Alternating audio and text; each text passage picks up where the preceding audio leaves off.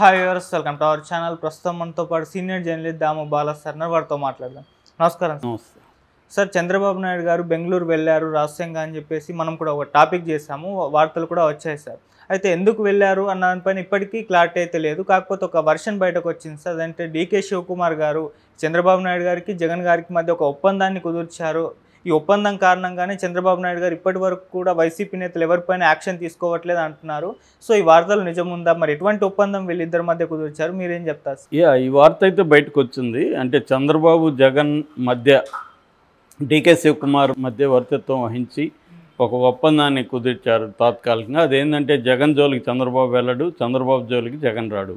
అంటే ఈ ప్రభుత్వం హామీలు అమలు చేయకపోయినా ఇంకోటి ఇబ్బందులు పెడుతున్న పెద్ద ఎత్తున ఉద్యమాన్ని నిర్మించడం అవేమి జగన్ చేయడు. అట్లాగే జగన్కి సంబంధించిన వైసీపీ ముఖ్య నాయకుల మీద కానీ జగన్ మీద కానీ సీరియస్ యాక్షన్కి చంద్రబాబు వెళ్ళాడు. ఇది కండిషన్ అని చెప్తున్నారు. గతంలో కూడా కేసీఆర్కి చంద్రబాబు మధ్య కూడా ఇలాంటి ఒప్పందమే జరిగి అప్పట్లో కేసీఆర్ బ్రహ్మదేవుడు కూడా ఆపలేడు చంద్రబాబుని జైలుకి పంపించకుండా ఇవన్నీ మాట్లాడినాడు. తర్వాత కేసీఆర్ సైలెంట్ అయిపోయాడు మన ఓటుకు నోటు కేసులో. ఆ తర్వాత ఆ ఒప్పందంలో భాగంగా చంద్రబాబు హైదరాబాదు రాజధానిగా 10 ఏళ్ళు ఉన్నప్పటికి కూడా ఆయన హుటాహుటిన వెళ్ళిపోయి అక్కడ ఉద్యోగులని వెళ్ళి ఇబ్బందులు పెట్టాడు. ఇక్కడ నుంచి ఉద్యోగులంతా పోవాల్సి వచ్చింది. సో ఇటువంటి ఒప్పందమే ఇప్పుడు జగన్ చంద్రబాబు మధ్య కూడా జరిగింది అని అనుకుంటున్నారు. యాక్చువల్గా తెలుగుదేశం వాళ్ళే ఒపీనియన్తో ఉన్నారు. అసలు ఎందుకు షాక్ అవుతున్నారు తెలుగుదేశం వాళ్ళు? చంద్రబాబుకి చేత కావట్లేదా, లేకపోతే ఏదైనా కారణం ఉందా అన్నది తెలుగుదేశం వాళ్ళలోనే డౌట్లు ఉన్నాయి. ఎందుకంటే చంద్రబాబు ఇప్పటికే చర్య తీసుకోవాలి. మొన్న తెలుగుదేశం మీడియాలో కూడా ఇలాంటి ఒక కథనం వచ్చింది. అదేంటంటే చంద్రబాబు జైల్లో ఉన్నప్పుడు ఏ అధికారి ఉన్నారో ఆ అధికారికి మళ్ళీ మంచి పోస్టే ఇస్తున్నారు, అధికారిని ఏ రకంగా ఇబ్బంది పెట్టట్లేదు. అప్పుడేమో చంద్రబాబును అతను చాలా ఇబ్బందులు పెట్టాడు అని అప్పుడు అంత ఆరోపణలు వచ్చాయి. అట్లా చాలామంది అధికారులు చంద్రబాబు లేకపోతే తెలుగుదేశం నాయకుల్ని ఇబ్బందులు పెట్టిన వాళ్ళందరూ వాళ్ళకి మంచి పోస్టులే ఇస్తున్నారు, వాళ్ళని ఏ రకంగా ఇబ్బంది పెట్టట్లేదని. కానీ వైసీపీ ఏమో 16 మంది సీనియర్ ఐపీఎస్ ఆఫీసర్లని మెమోలు జారీ చేసి రోజంతా కూర్చొని బొమ్మని చెప్తున్నారు ఆఫీస్కి వచ్చి, ఏం పని ఇవ్వకుండా అని కథనం వచ్చింది. సో ఓవరాల్గా తీసుకుంటే మనకి ఓపెన్గానే రాధాకృష్ణ కూడా 2-3 ఎడిటోరియల్లే రాస్తాడు ఆయన కొత్త పలుకులే. ఎందుకంటే చంద్రబాబు జగన్ మీద ఏం చర్యలు తీసుకోవట్లేదని ఆయన ఓపెన్గానే రాస్తాడు. సో అంటే ఓవరాల్గా తెలుగుదేశంలో అసంతృప్తి అయితే విపరీతంగా పెరుగుతుంది చంద్రబాబు మీద. ఎందుకు జగన్ మీద ఏమి చర్యలు తీసుకోవట్లేదు. జగన్ మీదే కాదు, ఇప్పుడు వల్లభనేని వంశీని అరెస్ట్ అని ఎప్పటి నుంచో తెలుగుదేశం మీడియా రాసింది. పట్టుకుంటున్నారు, హైదరాబాద్కి ఒక టీం వచ్చింది, అక్కడికి ఒక టీం, ఏం అవ్వలేదు. ఇప్పటివరకు వల్లభనేని వంశీ గురించి వార్తలు లేవు.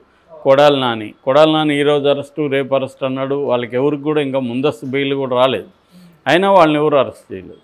అట్లాగే చాలామంది మంగళగిరి టీడీపీ ఆఫీసు మీద దాడి కేసులో అందరినీ లేలప్పారెడ్డి దగ్గర నుంచి అందరిని అరెస్ట్ చేసేస్తారన్నారు, ఏమి జరగలేదు.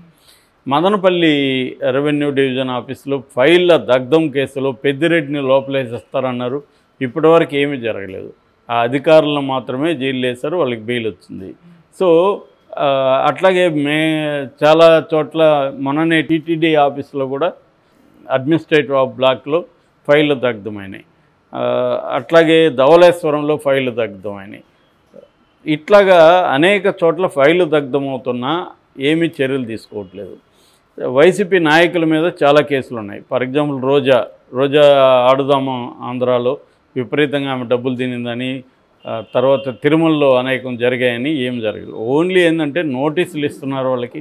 నిన్న కూడా బొమ్మన కరుణాకర్ రెడ్డికి ధర్మారెడ్డికి నోటీసులు ఇచ్చారు. నోటీసులు ఇవ్వడం తో సరిపుచ్చుకుంటున్నారు తప్ప ఎవరి మీద సిఐడి కానీ దూసుకుపోవడం కానీ ఏసీబీ వాళ్ళు వెళ్ళడం కానీ ఇవేమీ జరగలేదు. బిగినింగ్లో కొంత డ్రామా నడిచింది, ఏదో చేయబోతున్నాం రెడ్ బుక్ అని, మళ్ళీ ఏమీ జరగలేదు.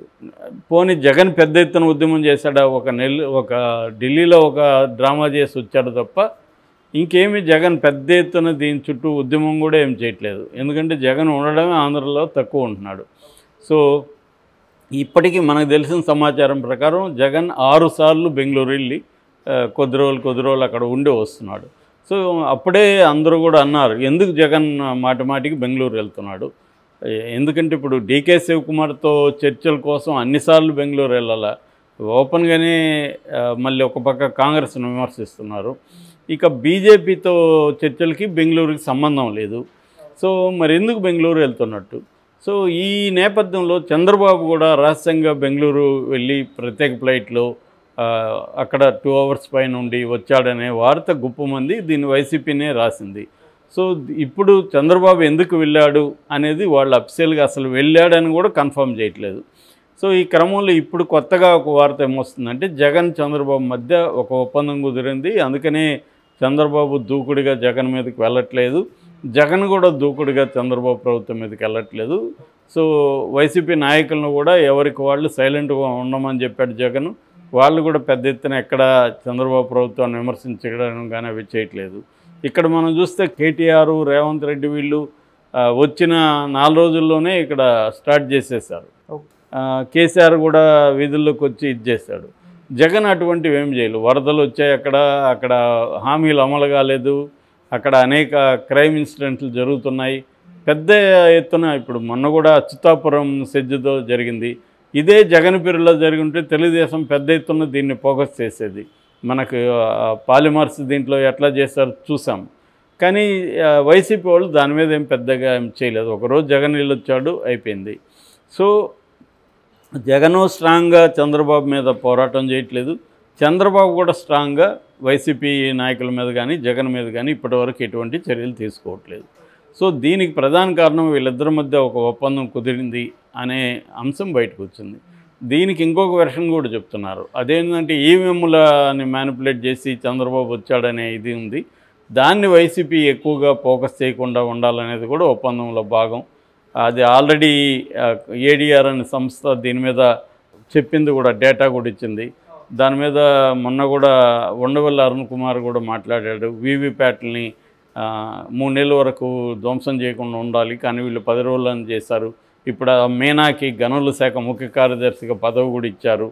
ఇలాగా వస్తున్నాయి బయటికి. కానీ వైసీపీ అప్పుడప్పుడు ఒకరిద్దరు చెప్తున్నారు, సాక్షిలో రాస్తున్నారు తప్ప దాని మీద ఒక ఉద్యమ స్థాయిలో చేయట్లేదు.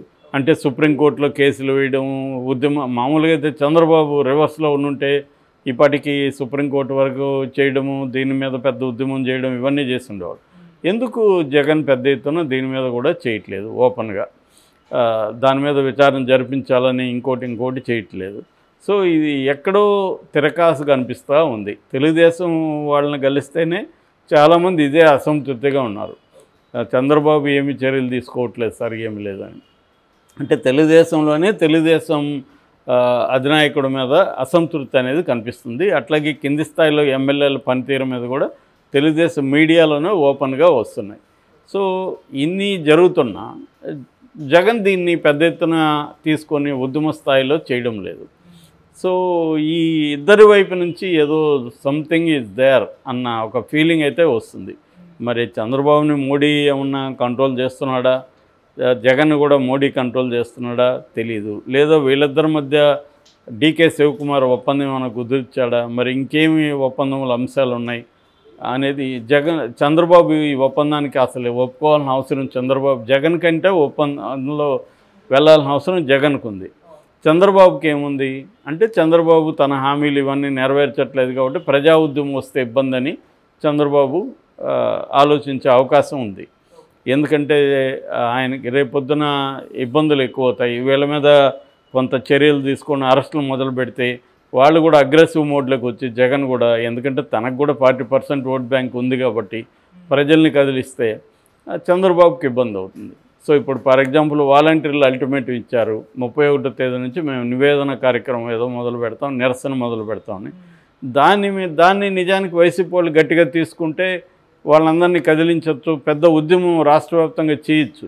కానీ వాళ్ళేమీ ముందుకు రావట్లా. సో జగను గట్టిగా పోరాటలేదు, చంద్రబాబు కూడా గట్టిగా వాళ్ళ మీద చర్యలు తీసుకోవట్లేదు అన్న వాతావరణం అయితే ఉంది. ఇది ప్రధానంగా తెలుగుదేశంలోనే ఉంది. మరి దీనికి కారణం వాళ్ళిద్దరి మధ్య ఒప్పందం కుదిరిందా లేకపోతే వేరే కారణాలు ఉన్నాయనేది బయటికి రావాలి. Okay sir, thank you so much.